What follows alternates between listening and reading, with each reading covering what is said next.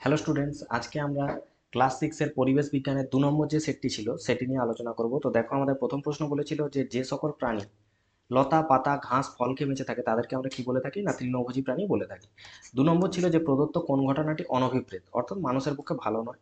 তাহলে সেরকম ঘটনার মধ্যে হবে কি? না, ভূমিকম্প। 3 নম্বর হচ্ছে কোনটি একটি যৌগিক পদার্থ? না, পাথুরে চুন হচ্ছে একটি যৌগিক পদার্থ। দেখতেই পাচ্ছ ক্যালসিয়াম এবং কার্বনেট নিয়ে গঠিত হয়েছে, তাহলে এটি একটি যৌগিক পদার্থ। এবং 4 নম্বর হচ্ছে অ্যাজোলাপানা বাতাসে যে গ্যাসটিকে আবদ্ধ করে, তাহলে অ্যান্সার কি হবে? না, নাইট্রোজেন গ্যাসকে অ্যাজোলাপানা আবদ্ধ করে। পরিশ্রাবণ প্রক্রিয়ায় ফিল্টার কাগজে যেটা লাস্টে পড়ে থাকবে সেই কঠিন পদার্থকে আমরা কি বলবো? না, অবশেষ বলবো। 6 ছিল সাদা ফসফরাসের একটি অণুতে সাদা ফসফরাসের সংকেত হয় P4। তাহলে দেখো যে একটি অণুতে পরমাণু কয়টি আছে? দেখতেই পাচ্ছ যে 4টি পরমাণু উপস্থিত, তাহলে 4টি হবে অ্যান্সার। নেক্সট হচ্ছে কার্বারিল কি? না, কার্বারিলকে আমরা কীটনাশক রূপে ব্যবহার করে থাকি। দুধ থেকে দই পরিণত করবে কে? না, ল্যাক্টোবেসিলাস ব্যাকটেরিয়া। 3 নম্বর হচ্ছে কুইনাইন কি? না, কুইনাইন হলো সিনকোনা গাছের বজ্র পদার্থ, সিনকোনা গাছের বজ্র পদার্থ। 4-এর দাগে ছিল যে গাছের তৈরি খাবারে সৌরশক্তি কি হবে? না, রাসায়নিক শক্তি রূপে আবদ্ধ হয়ে থাকবে। 5-এর দাগে ছিল যে লোহার সঙ্গে নিকেল ক্রোমিয়াম মিশিয়ে আমরা কি তৈরি করি? স্টেনলেস স্টিল তৈরি করা হয়। পানীয় জলে আমরা হ্যালোজেন ট্যাবলেট ব্যবহার করে কি করতে পারি? না, রোগ জীবাণুকে মুক্ত করতে পারি। 3-এর দাগে বলেছে যে চাল ফুটিয়ে ভাত তৈরি, তাহলে এটি কি ধরনের পরিবর্তন? না, এটি একটি রাসায়নিক পরিবর্তন। 2 নম্বর হচ্ছে কয়লা সৃষ্টি, তাহলে এটি একটি মন্থর ঘটনা। 3 নম্বর লিপিয়ার কি? একটা নির্দিষ্ট সময় অন্তর ঘটে প্রতি 4 বছর অন্তর, তাই এটি হবে একটা পর্যাবৃত্ত ঘটনা। 4-এর দাগে ছিল রজন কি কাজে লাগে? না, পালিশ করার কাজে লাগে। 5 নম্বর স্বর্ণলতা কি? একটি পরজীবী উদ্ভিদ। 6 নম্বর হচ্ছে আর্জেন্টাম কাকে বলি? না, সিলভারকে। এটাকে আমরা AG এই চিহ্ন দিয়ে লিখে থাকি। নেক্সট আছে যে উদ্ভিদরা প্রাণীদের উপর কিভাবে নির্ভরশীল, দুটি উদাহরণ দ্বারা বুঝিয়ে দাও। তাহলে দেখো যে উদ্ভিদরা প্রাণীদের উপর বিভিন্নভাবে কিন্তু নির্ভরশীল। তার মধ্যে দুটো উদাহরণের মধ্যে প্রথমে আসে আমাদের পরাগযোগ। তাহলে পরাগযোগ জিনিসটা কি? না, অনেক উদ্ভিদের পরাগযোগের জন্য প্রাণীদের প্রয়োজন হয়।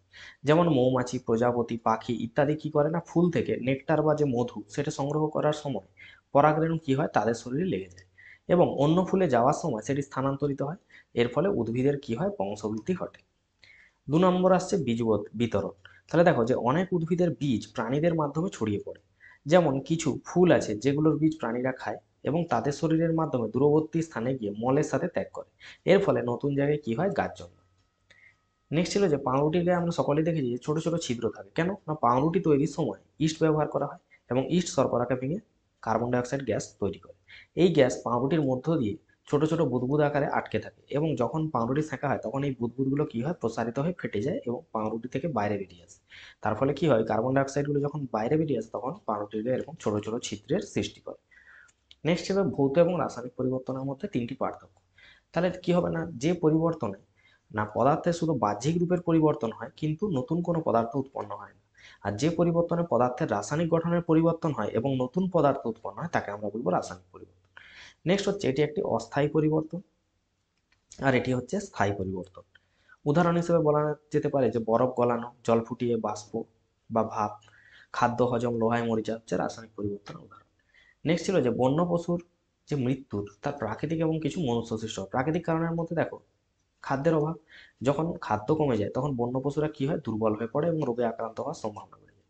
2 নম্বর হচ্ছে রোগ। বিভিন্ন ধরনের রোগ বন্য পশুদের মধ্যে ছড়িয়ে পড়লে তাদের মৃত্যু হতে পারে। প্রাকৃতিক দুর্যোগের মধ্যে আছে বন্যা, খরা, দাবানল ইত্যাদি প্রাকৃতিক দুর্যোগ, অনেক বন্য পশু মারা যায়। বয়স্ক পশুরা সাধারণত দুর্বল হয়ে যায় এবং বিভিন্ন রোগে আক্রান্ত হয়ে মারা যায়। এবার মানুষ সৃষ্টির মধ্যে আমাদের প্রথমে আসে বাসস্থান ধ্বংস। বন জঙ্গল ধ্বংস করার ফলে বন্য পশুদের বাসস্থান কমে যাচ্ছে, যার ফলে তারা খাদ্যের অভাবে মারা যাচ্ছে। 2 নম্বর শিকার। কিছু মানুষ তাদের চামড়া, দাঁত, মাংস ইত্যাদির জন্য শিকার করছে, তার ফলে তার সংখ্যা কমে যাচ্ছে। তারপরে আছে দূষণ। পরিবেশ দূষণের কারণে অনেক বন্য পশু অসুস্থ হয়ে মারা যাচ্ছে। তাহলে মানুষের সাথে সংঘাত কি?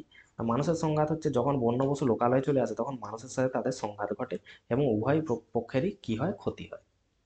আমরা জলকে যৌগ কেন বলবো? এক হচ্ছে জল হচ্ছে কি? একটি নতুন পদার্থ যা হাইড্রোজেন এবং অক্সিজেনের রাসায়নিক সংযোগে তৈরি হয় বা গঠিত হয় এবং এর ধর্ম কি? হাইড্রোজেন বা অক্সিজেনের থেকে সম্পূর্ণই কিন্তু আলাদা হয়। 2 নম্বর হচ্ছে নির্দিষ্ট অনুপাত। জলের একটি অণুতে আমরা দেখতে পাচ্ছি যে 2টি হাইড্রোজেন পরমাণু আছে এবং একটি অক্সিজেন পরমাণু আছে, অর্থাৎ 2:1 অনুপাতে যুক্ত হয়ে এইটি গঠন হচ্ছে এবং এই অনুপাত পরিবর্তন করলে কিন্তু আবার নতুন পদার্থ তৈরি হয়ে যাবে, যেটা কিন্তু জল নয়। রাসায়নিক বন্ধন। তাহলে জলের অণুর মধ্যে হাইড্রোজেন এবং অক্সিজেন পরমাণুগুলি একটা নির্দিষ্ট রাসায়নিক বন্ধনের মাধ্যমে যুক্ত হয়ে কি করে? জল তৈরি করে। এই বন্ধন ভাঙলে আবার হাইড্রোজেন অক্সিজেন গ্যাস পাওয়া যায়। তাই জন্য এই যুক্তিগুলোর উপর ভিত্তি করে আমরা কি বলে থাকি, জলকে একটি যৌগ। 6 নম্বর ছিল যে সাধারণ লবণ বালির মিশ্রণ থেকে তাদের পৃথক কিভাবে করবে।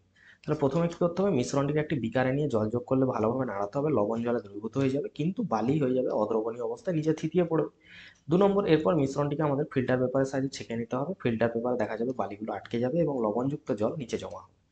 শেষে লবণযুক্ত জলকে যদি আমরা গরম করে বাষ্পীভূত করি তাহলে লবণ আবার পড়ে থাকবে পাত্রে, অবশিষ্ট থাকবে এবং জল উড়ে যাবে। তাহলে এইভাবেই সাধারণ লবণ এবং বালির মিশ্রণ থেকে তাদেরকে আমরা কিন্তু পৃথক করতে পারি। তাহলে এই ছিল আমাদের 2 নম্বর যে সেট তার সমাধান।